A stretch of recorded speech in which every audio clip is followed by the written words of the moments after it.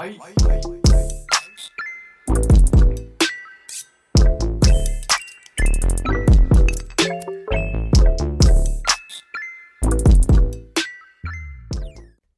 back to the 2 Pointers podcast. I'm Trevor Everett, and on today's pod, we're going to talk about, as you see in the title or in the thumbnail, what have we learned so far from the NBA playoffs? Before we get into that, a couple of housekeeping items. Just wanted to remind you that 2 Pointers is sponsored by SeatGeek. $20 off your first purchase, whether you're going to NBA playoff games, concerts, sporting events, baseball games, all throughout the summer here. A lot of great fun stuff as we head into middle of May. All the sports are going to be kicking into their prime playoffs. If you're going to anything, $20 off your first purchase. Link in the top of the description will take you there. Code 2 Pointers helps support this show and also get you that $20 off that first purchase. So now that the housekeeping's out of the way, at least for SeatGeek, as always, thank you for their support. Just wanted to let you guys know things changing in the personal life over the next couple of weeks.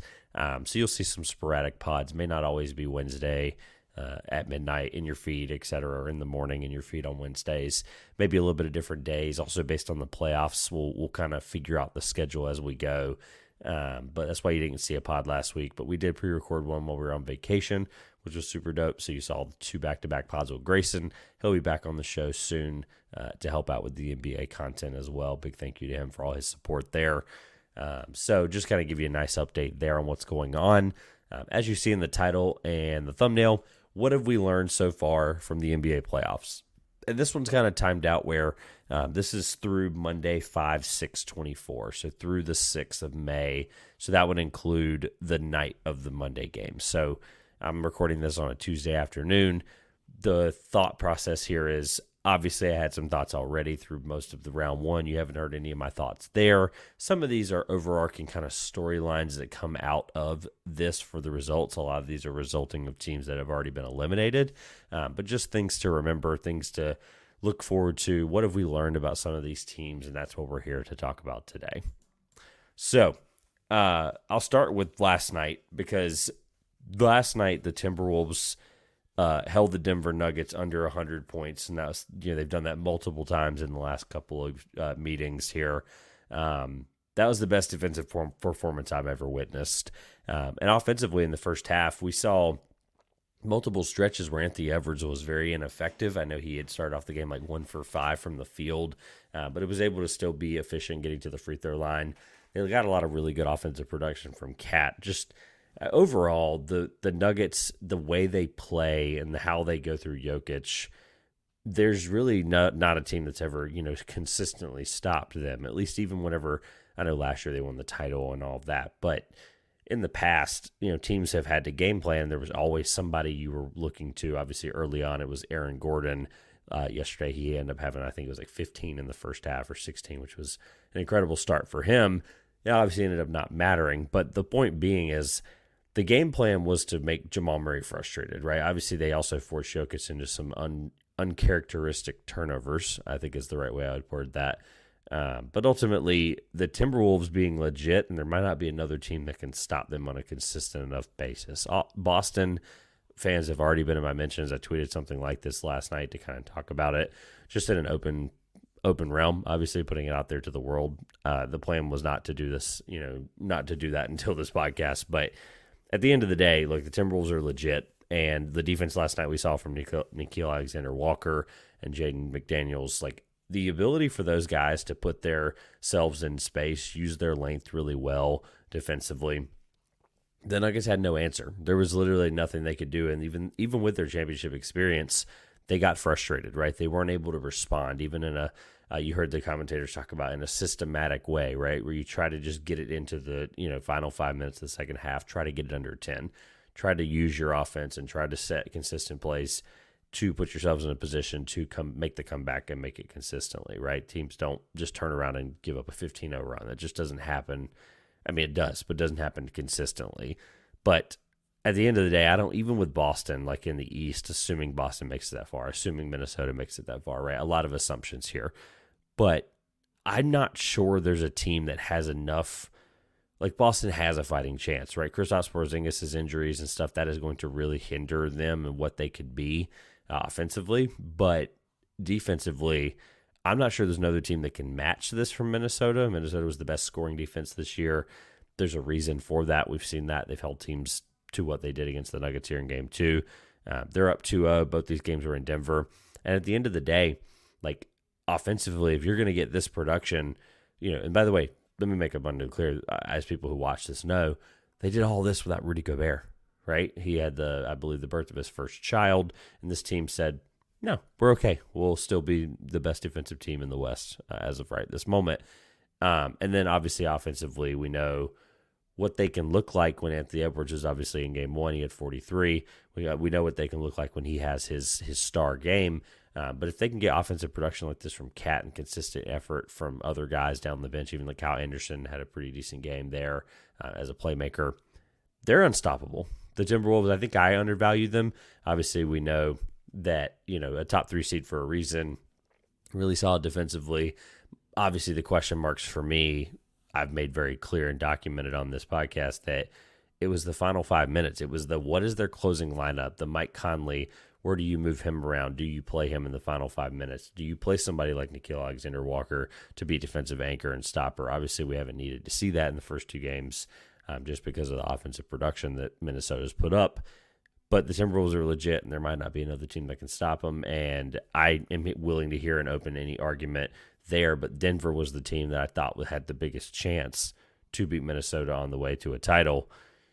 And right now, I think it's Minnesota's title to lose. I know how good Boston's been, but maybe call this an overreaction. But that defense, if they play like this, like they're capable of, adding a 3-time, potentially 4-time Defensive Player of the Year, I just don't see a path. I just don't see a situation where Boston can put up 7 games enough defensively consistently that they'd be able to take down Minnesota. So as of right now, I think it's Minnesota's title to lose. All right, the next thing we're going to get into here, the Magic and the Paolo Banchero will be back and better than ever. So the kind of the caveat to this one is they've got to figure out the lack of point guard / playmaking initiation of the offense. Like, it's concerning from the realm of there were so many times where Franz Wagner was bringing it up, even when he was in stretches where he was really struggling. And look, Paolo, we know how incredible he was. He exerted every bit of energy he had. I believe it was in Game 6 or Game 7 where there was that clip of him calling the timeout because he was so tired. Look, he's an incredible player. I can say without a shadow of a doubt that I had Chet that won that year, and I still battle with, was I right that entire time? Obviously, we know what Paolo is, being a number one player and leading a team in the playoffs to Game 7.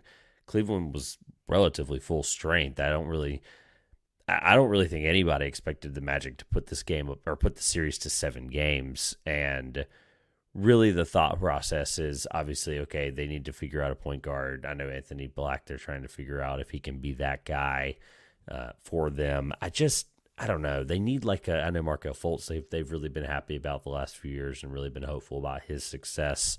But really they could use, I'm trying to think of an example, right, that can really help. I'm not even thinking realistically. I'm just trying to give you the ballpark of the kind of guy I'm thinking about, where it's like, okay, like an Alex Caruso, obviously defensively would pair really well with Suggs, but then doesn't really solve your playmaking problems. Suggs obviously is an incredible player who hopefully is a first-team all-defensive player. That's who I voted for it, at least in our awards on this channel. But, I don't have an answer prepared of like a true, just like a playmaking point guard. Like old Chris Paul's not going to help you in any way, shape, or form, but at least to win, multiple playoff rounds in series right now. But they just need the guy who's happy with getting guys the ball. And I know that that's something that's kind of a lost or dead thing now in the NBA, but the Magic and Paolo Banchero will be back and better than ever in no time. So I have no doubt in my mind that is the case. I was really hopeful this team, could pull it off. I predicted them to pull it off from the beginning of the series, but the Cavs, Donovan Mitchell, just the consistency of that team over the last few years has gotten more consistent, has gotten better. So obviously what they did was very impressive. So after the Bucks were eliminated by the Pacers in round 1, the thought came to my mind that the Bucks championship window with the team currently constructed around Giannis is closed. And that might not be a shock to some of you, but just a little bit of context for why that is. Obviously, they did not have Giannis for any of this series. They lost Dame for a few games there in the middle of the series. The Pacers were by no means a bad team. They were a 6th seed for a reason. They're a horrid defensive team, but obviously when you're just having to focus in on Chris Middleton, the Bucks put up a valiant effort. That's all we can really say, right? To take this series to, I believe, 6 games. The Pacers were the better team with the better talent on the floor. Giannis is on the floor. That changes a ton of things. The Bucks do not control their own pick until 2031. That's not good.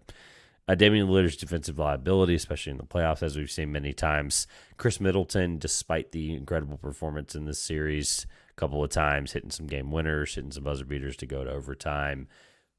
Look, despite the 20-plus performances consistently, this is not a guy that's a number 2 option anymore on a championship team. The only guy the Bucks are shedding in free agency this offseason is Brook Lopez for $23 million. But there's a world where they probably bring him back on a lower deal, veteran minimum, that kind of thing. So you're shedding $23 million in Brook Lopez, but Giannis and Dame go from $48 million each to $54 million each. So as currently constructed, it's going to be a retooling job. Obviously, they're still paying a lot of money to Chris Middleton and a few other guys, but losing Brook Lopez, obviously that hurts your defense, that hurts your ability to stretch the floor. They've got to figure out a consistent way to bring in guys. And obviously we've seen teams be in this position and they can never get it done because at that point it's an uphill climb. You're trying to find guys that aren't there. You're trying to find ways to make the money work. You're trying to rely on these 34-year-old veterans that aren't going to help you win a championship. Obviously right now we see teams like this built where these 2 stars are at the top of the team. And that's not the way to win a championship right now. The way to win a championship is a really well-constructed team, and right now that is not currently how the Bucks are. I just don't see a path right now where obviously a lot can change. They can figure things out. They can move guys. Obviously, I don't think they're going to move Giannis or Dame. That's kind of the shoehorn of all of this. But it's your 2 best players. It's the 2 players you leverage your near future on. And I'm not saying it was a bad idea, right? If the Bucks had an opportunity to get Damian Lillard, they took it, and they obviously gave up Drew Holiday in the whole ordeal, who seemed done and seemed ready to retire. He had made that quote many times that after his contract in Milwaukee was over, he was probably done. And the fact that he goes to Boston and signs a 4-year extension and doesn't care that he's a 5th option, even 4th or 5th or even 6th option some nights, doesn't care how much he's scoring, just out there being a good teammate, passing the ball, playing defense. Ultimately, he was kind of the shedding piece that they needed to get Damian Lillard. So the Bucks championship window with the team currently constructed around Giannis has officially closed. Next thing we've learned, Jalen Brunson is one of the best stories in a long time. Look, we were starting to see this, right? I'm officially just putting it on record for me more than anything. This wasn't some guy who was a coveted free agent superstar, right? This wasn't somebody that guys were looking at to do the decision with, right? Like in Miami with LeBron in 2010, right? We weren't lining up and looking at our TVs wondering where Jalen Brunson was going to go, right? He was an incredible player there in Dallas. His peak of his last year in Dallas, this was a guy whose peak was his last year in Dallas playing next to Luka, averaging 16.2 points, 3.9 rebounds, 4.8 assists on 50, 37, 84 splits on a 21.9% usage percentage. Now, we'd be naive not to mention what this year's usage percentage is, which is 32.5%. It's an incredible season. Obviously, I voted him, as you heard on this podcast, second team All-NBA. I wasn't ready to move Tatum back. I think Tatum had an incredible year. They were the best team in the East, they being the Celtics in this situation, by a ridiculous margin, and ultimately a individual who had an improved season, who probably should have been in more consideration for most improved, but he was that good last year, Jalen Brunson was. I wasn't ready to put him on the first team, but he'll get deserving top 5 MVP voting, as he should.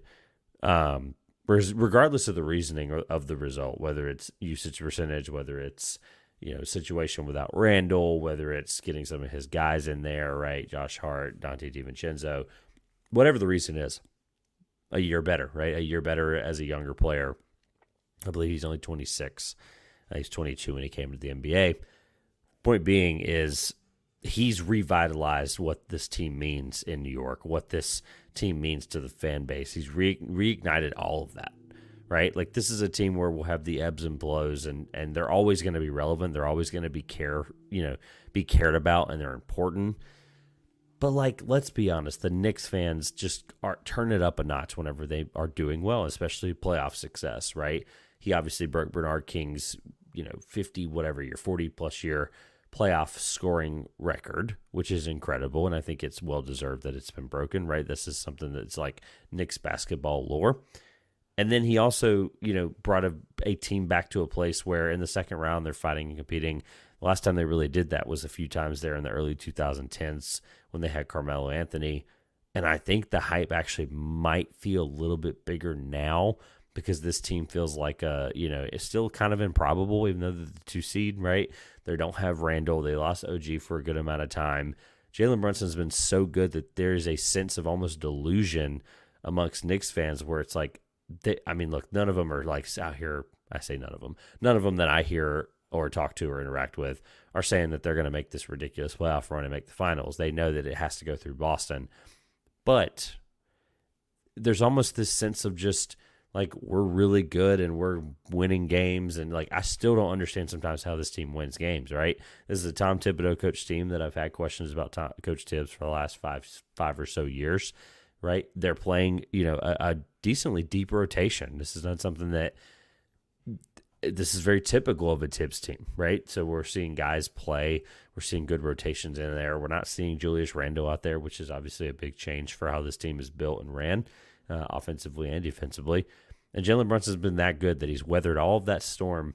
And Knicks fans are excited that they have a potential to be in the Eastern Conference Finals, which at that point, all bets are off, right? Put the gloves on and try to take down a team like Boston. Obviously, Boston, I know, has to get through they have to get through Cleveland, right? I'm assuming it's going to be Boston and New York in that situation in the Eastern Conference Finals. Obviously, a lot has to change, or a lot has to go one way or the other to get that result. But it's certainly looking like it, because then at that point, Jalen Brunson will have led them to a place they haven't been in the better part of a decade. All right.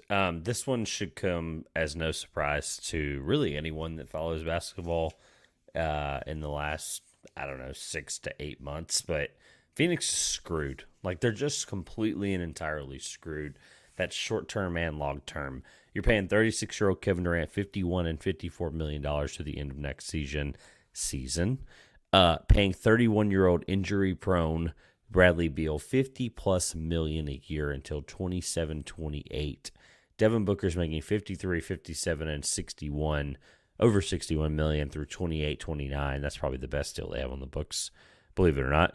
And they don't have their own pick until 2031, but they don't care. Matt Stachula, Isaiah Thomas, all the guys running the Phoenix Suns right now have made it very clear that they're trying to win with their big three, which really is a big two. And really, if you think about it, where Kevin Durant in his career, comparative to what they paid for him, it's really a big one, and it's Devin Booker.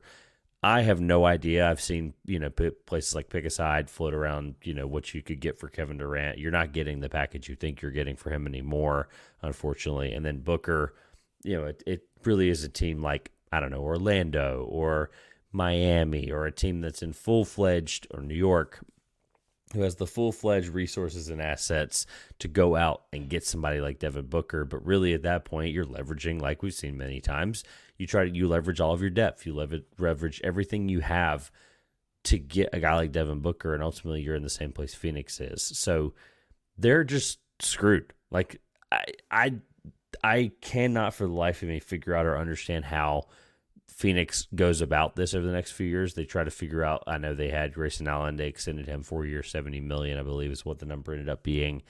Nurkic, I'm not a huge fan of, injury prone as well. Eric Gordon's obviously late in his career, right? Like, even the tooling that they did right now isn't exactly going in a positive direction. So I don't know what Phoenix's fix or plan is. Maybe it's just try to capitalize your window on KD and then let him walk, and then it feels like that's a ridiculous statement for what they gave up for him. Obviously, they gave up Mikal Bridges, Cam Johnson, a conglomerate of picks. So ultimately, I just don't see how the Suns move forward in any direction in a positive light. Maybe they get lucky a few times in the West with some injuries and pick off a few teams and make the Western Conference Finals. But is that really your ceiling? I don't know, but I really don't like the direction of this franchise, especially obviously in the near future, but also how they've leveraged their future as well. I don't like the near and late future as well. Next, the Clippers better start figuring out a plan, or they will end up being the Nets in the East with a brand new multi-billion-dollar stadium. Look, at their playoff atmosphere, the problem number one in that statement, their playoff atmosphere is like a funeral. Like, it genuinely, watching that Mavs come back in Dallas and seeing the crowd get behind it, even in a 30-point deficit at one point, or whatever it was, 29, that crowd was better than any of the Clippers games where they were up or down. It doesn't make any sense. I understand this is Crypto.com Arena, and this new arena is going to be different, and the wall and Ballmer and the bathrooms and like all the stuff that we're supposed to be excited about with this new dome. But if doesn't matter, none of that stuff is relevant. If your playoff performers like Kawhi Leonard and Paul George aren't playing, obviously Kawhi did not, but Paul George did, doesn't make a difference to me, right? These two guys are unreliable. They're, in the sense of what their production is in the playoffs, it doesn't matter how many regular season games they played this year. I don't care if it was a record for the first time since 2018 for them, right? None of it matters at that point. If you're being paid that much to not play, ultimately when it means the most, it's an overpay. It's an overpay, and it's a ridiculous set of circumstances where they've got to figure it out. Their depth was incredible. The depth was the only reason that they took this Mavs series as long as they did with a Paul George, led team. However, right, this is James Harden we're talking about that they obviously traded for. Didn't give up a ton, I would say, in the grand scheme of the assets, that how we see that play out. James Harden's been an incredible player. He's been able to be a playmaker. He's been able to be a secondary or third scorer, right? So ultimately, what the Clippers do, I don't see a world where Kawhi Leonard's value is good enough that you can get a deal for him. Paul George, you trade him away. I don't really know the repercussions there on what that would mean for guys like Harden and guys like Kawhi there, what kind of message it would send. Obviously, if you're getting something back for it, hey, this is what we can build around. This is what we're going to have when we have this new stadium built, and we're trying to get all these people in the building, right? If that's ultimately all that Steve Ballmer cares about, which we know is not true. We know he wants to win. We know he tries to win. But I just don't know. The Clippers are going to end up being the Nets, where they trade all these guys away, or they try to pull in another guy, right? I didn't pull up their picks for this scenario, unfortunately. I didn't have that prepared like I did for the other teams. But at least their direction is they have the peak of these guys at the middle to end of their contracts over the next few years, so they at least have something to start the new stadium with. But if the point of all of this is to get in and win a championship, right now they're not positioned to do that if their guys aren't going to be able to play. It's the same exhausted conversation that we have every year with Kawhi Leonard and Paul George. Paul George gets less of the flack because he's the number 2 option, and he has played in a lot of these playoff series. But Kawhi has not been consistently healthy since the 2019-20 Toronto run. It just is what it is. It's a factual statement. And if I'm Steve Ballmer, I'm not excited about the near future of this franchise, especially with a multi-billion-dollar stadium being built on my dollar. Lastly, this one's an interesting thought here. Miami is at a fork in the road. There's a fork in the road moment for Miami here. This stems off of that finals run last year, giving them a sense of delusion. I was on Out of Pocket with Michael Davis last week, and I alluded to this, or I kind of had spoken about what this run kind of parallels to. And the Atlanta Hawks in 2021 making the Eastern Conference Finals gave that franchise and that team and that fan base a sense of delusion that this was something that they were capable of as Trae Young, with Trae Young as their capable leader. We have since seen that they are a 9 to 11 seed in that same time frame, and that's more realistic, right? 8 to 10 seed is really where they floated in there as a play-in team. And ultimately last year, Jimmy Butler had probably one of the most improbable playoff runs we've ever seen from a superstar carrying a team. But Jimmy's aging, right? He's getting up there in age. He's been unreliable. He played in 60 games this year. Didn't play in the first round series as well. Pat Riley making ridiculous comments even at his age, where he was the same guy that fell asleep at the trade deadline either this year or the last year before. There was reports that he had fallen asleep and didn't realize when the trade deadline actually was, right? So Pat running this team, I'm not sure the direction of that is supposed to be. I know it's the Heat culture thing, and Spo is supposed to be there as the most consistent leader, which he has been. But Pat Riley running the team, I'm not sure is the best thing right now. And obviously moving on from him would be a drastic shift and change in how this organization is thought of and ran. They have a young, solid core of players, right? They have Nikola Jovic. They have Jaime Jaquez Jr. They have Tyler Hero. They have Bam Adebayo, who obviously is 26 years old, and he's a great player. He's a defensive anchor. He's somebody you can build around. The problem is, I don't know how quick of a rebuild it would be. It would be more of a retool. Don't know what the value of Jimmy Butler is. I don't know if it's enough to really think it's something worthwhile for Miami to try to figure that out, right? If you're going to try to package it for a bigger star, right? Jovic is obviously in that deal. Teams are going to be asking for Jaime Jaquez Jr., who I will not be calling Triple J because that is reserved for Jaren Jackson Jr., because I think he earned that nickname earlier and sooner. So ultimately with Miami, again, I'm not saying last year was a fluke. I'm not saying last year was a bad thing, right? They obviously did what they did. It was an incredible run, but it may give this team a sense of delusion whenever, if they're sitting at the fork in this road, like I think they are, they may go in a direction that may not be as beneficial for their franchise in winning a championship based on, okay, what we think we have now versus what we think we're going to be able to build upon in the future. The ceiling of this team with Jimmy Butler and Bam Adebayo and Jaime Jaquez and Tyler Hero, the ceiling of this team isn't the NBA Finals. It's not. I know last year happened the way it happened. I just don't think this team is built consistently enough, deep enough, right? We know what they can do with undrafted free agents. I'm not discrediting any of that, but ultimately they still have to be able to bring in talent and be able to put it out on the floor. Obviously, Coach Spoelstra is the best coach in the NBA, without a doubt. I mean, he is the best coach in the NBA, and he honestly should get a Coach of the Year sympathy vote every single year. Obviously, that's not how the media are going to vote for him, but the way this team is viewed, at least publicly, and how they've performed in the last few years, barring obviously the last finals run they made before that was in 2020, I think last year is going to end up hurting them in the sense of how they view the franchise's direction moving forward. But not taking anything away from them because ultimately they made the NBA Finals, losing to eventually the best team in the NBA at the time was the Denver Nuggets, which was going to happen anyway. Heat fans obviously are going to take that for how they want to take that. So I think they're the fork in the road, and I don't think that they take the correct path. We will see what happens, but retooling around Jimmy Butler, Bam Adebayo is something that may put you in this endless cycle where they aren't exactly loaded up with picks in the future anyway, because some of the guys they've had to give up, some of the picks they had to get up to get some of these guys. But at the end of the day, they are building young core, but what this production turns into, is it consistent enough to make a run like they did last year again? Obviously, they did, some of those games without Tyler Hero. So the jury's still out here on what the Miami Heat is and what they are moving forward. But the fork in the road, just hope they take the right path. So that was what we have learned so far from the NBA playoffs. That is what I've felt and observed over the last couple of weeks here. Again, just a couple of things, like I said at the top, the pods may not be consistently on Wednesday. I've got a couple things dealing with in my personal life that will be changing, and how this podcast may go out may change with that. Nothing that's going to interrupt at least the consistent flow of content, hopefully. Still trying to bring a show at least once a week to you. Again, look forward to Trivia Showdown and all that stuff. We're getting those guests lined up now. It's going to be an exciting summer. I've got some really cool interviews as well I'm looking to put out with you guys. Obviously, the ECB guys had a really great year working with them. With House Enterprise, we've got some stuff working on with those guys that we're able to put out here soon. So super excited to bring that to you. But what have we learned so far from the NBA playoffs? I told you mine. Let me know yours in the comments below. Don't forget to like, comment, subscribe, 5-star rating and review if you're listening to this on any of our podcast platforms. If you're on YouTube, again, like, comment, subscribe. All of that stuff will be here below the video.